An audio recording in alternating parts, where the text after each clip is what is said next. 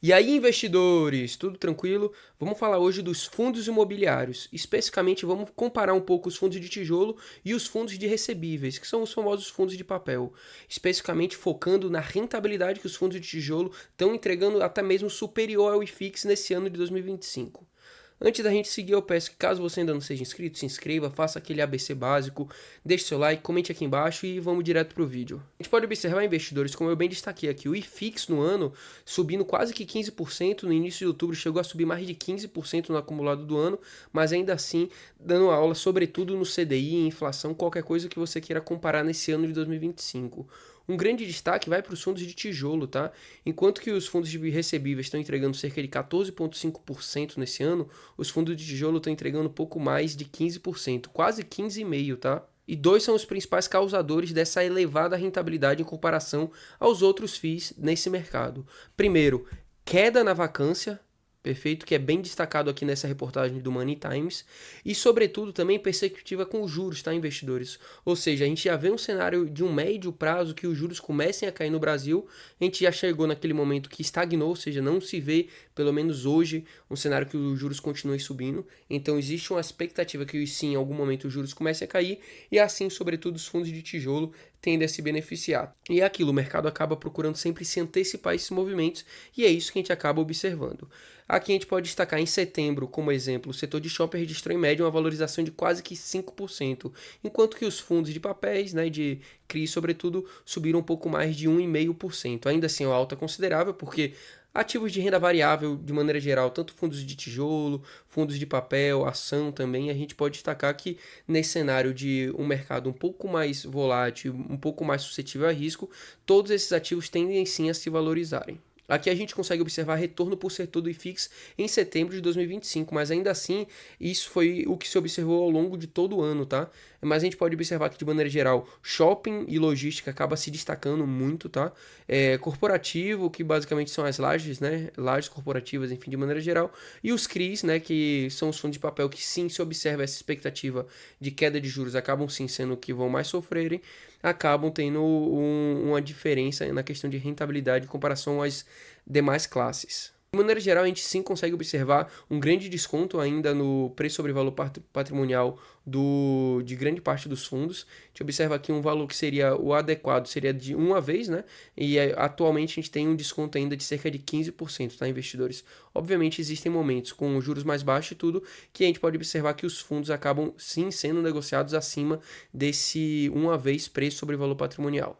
E aqui, investidores, olhando até para minha própria carteira pessoal, a gente consegue observar que cerca de 75% da minha carteira está assim alocado em fundo de tijolo, sobretudo porque eu não miro o yield no D0, né? Eu estou aqui investindo, comprando fundos de tijolo bem descontados para um cenário que o juro sim caia, eventualmente comece a cair, eles não tenham só a valorização na sua cotação, como também no dividendo pago, né, o famoso dividendo on cost. Ainda assim, vocês percebem que eu não deixo de lado os fundos de papel. Cerca de 20% da minha carteira, praticamente, é atrelado a fundo de papel, e aí a gente tem que estar diversificando tanto em fundos de papel atrelado à inflação, como também atrelado ao CDI.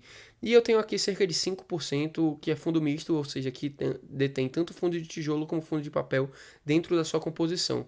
Mas de maneira geral, a gente pode dizer que hoje, 3/4 da minha carteira de fundos imobiliários são fundos de tijolo. Não porque eu estou olhando o dividendo pago agora, porque obviamente os fundos de papel estão pagando mais no D0, mas sobretudo no desconto que eu vejo que é muito maior indiscutivelmente nos fundos de tijolo. Mas é aquilo, investidores, a gente tem que saber no que a gente está investindo. Não é só porque tem desconto, que está tudo barato, que você pode comprar qualquer coisa, não é só porque o IFIX, de maneira geral, subiu bastante, como a gente pode observar, quase que 15% no ano, que tudo está subindo isso, tá?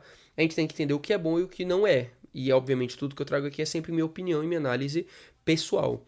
A gente tem o HSML, fundo de shopping, ou seja, se enquadra como fundo de tijolo, subindo inclusive mais que o IFIX e mais que os fundos de tijolo de maneira geral, subindo 17% no ano. É um fundo que particularmente eu tenho, se eu não me engano, a minha terceira maior posição em fundos imobiliários. Eu, especificamente, no meu caso, gosto muito de fundos de shopping. Eu até tenho uma sobrelocação em fundos de shopping, se você me perguntar, mas é aquilo, é o setor que eu mais enxergo, tanto historicamente como também para frente, uma possibilidade de ganhos maiores. Em contrapartida, a gente tem outro fundo aqui, que é o PVBI, que é um fundo de lajes corporativas.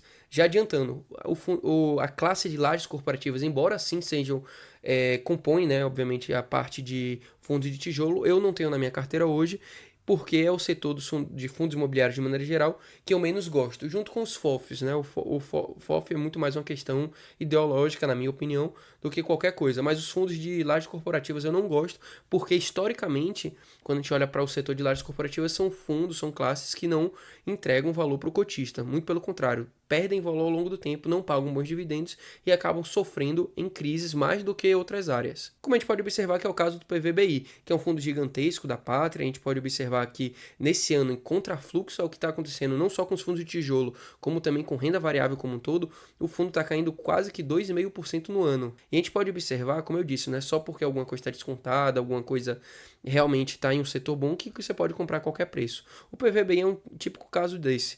Um desconto desde o seu IPO de mais de 25%, mais de 26%. Chegou a abertura sendo negociado próximo a R$ 100, chegou a bater na sua máxima ali 108, ou seja, nunca disparou muito, mas vem perdendo valor indiscutivelmente. E é aquilo, quando a gente também olha para o seu pagamento, a gente percebe que entrega um yield de 8,13%. Uma comparação direta com a HSML, por exemplo, mais uma vez, são setores distintos, mas é isso que a gente tem que olhar quando a gente fala de fundo de tijolo. O HSML paga quase que 10% fora essa valorização que a gente observou no ano, tá? E ainda assim, os dois estão descontados quando a gente olha para esse pilar do P sobre VP, né, o preço sobre o valor patrimonial, o PVBI ainda mais, ou seja, se você só se apegar a isso, você vai dizer, pô, tá muito descontado, vou investir no PVBI. Então, cuidado com as narrativas, tomem muito cuidado.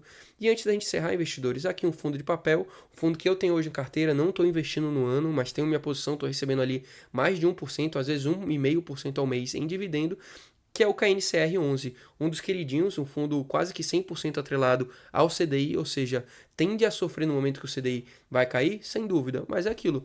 Nos últimos anos, quem investiu no KNCR foi um ótimo investimento, não só pelos dividendos, como a própria valorização da cota. Eu particularmente gosto muito, é um fundo que é o feijão com arroz bem feito, mas é aquilo. Não compro agora, porque realmente quando a gente olha mais uma vez para a métrica de desconto, não é um dos fundos que está descontado. Ele entra naqueles fundos que são fundos high grade, ou seja, são bem qualificados. Você não vai ter surpresa aqui, vai pagar ali seus 1% ao mês, no mínimo, né, com CDI alto, e pelo próximo ano, 2 anos, provavelmente vai pagar isso, mas é um fundo que não está descontado de forma alguma. Antes da gente encerrar, investidores, passando aqui brevemente sobre minha alocação atual na minha carteira pessoal, tá? Cerca de um quarto, um pouco mais de um quarto da minha carteira está em fundos imobiliários. Eu quero aumentar um pouco ainda isso, tá? Eu tenho cerca de 40% em ações e cerca de 34%, 35% em fundos. Isso daqui, basicamente 90% é previdência, tá, investidores? Então, ficar ciente disso, muito por conta de uma questão histórica, né? Eu comecei uma previdência lá atrás, enfim.